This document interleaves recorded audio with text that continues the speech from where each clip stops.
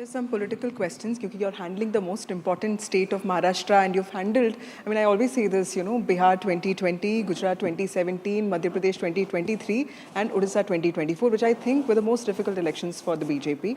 Ab Maharashtra 2024, which a lot of people have written off saying that, क्योंकि sympathy factor है, Maratha factor है, बहुत सारी चीज़ें हैं.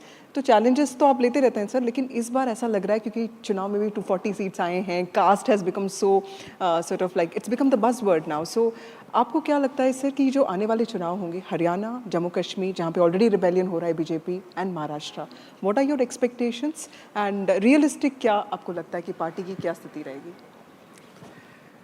देखो, आपने 240 और कास्ट को जोड़ा है. ऐसा नहीं है कि सोसाइटी में कभी डिवीज़न होगा ही नहीं.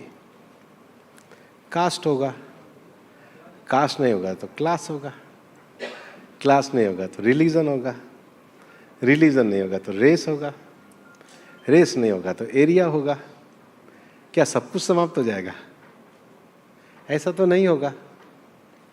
क्वेश्चन ये है आपकी उसके प्रति दृष्टि क्या है. और जिन्होंने कॉन्स्टिट्यूशन बनाया उन्होंने कॉन्स्टिट्यूशन का जो ऑब्जेक्ट रखा था वो ये था कि इस प्रकार के जब भी डिवीज़न होंगे तो स्टेट के पास ये राइट होगा कि वो अफर्मेटिव एक्शन बनाए. अब कास्ट को लेकर आजकल हमारे कांग्रेस के नेता बहुत तरह की बात करते हैं. मेरा एक प्रश्न है कांग्रेस से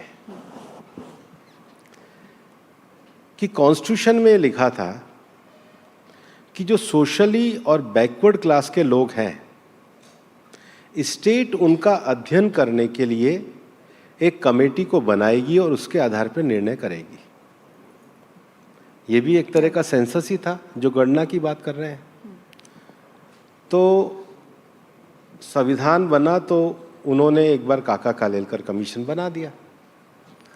तो वो ये बताएं कि 1950 से लेकर के 1975 तक उनका एक छत्र राज था, तब उन्होंने क्यों नहीं किया?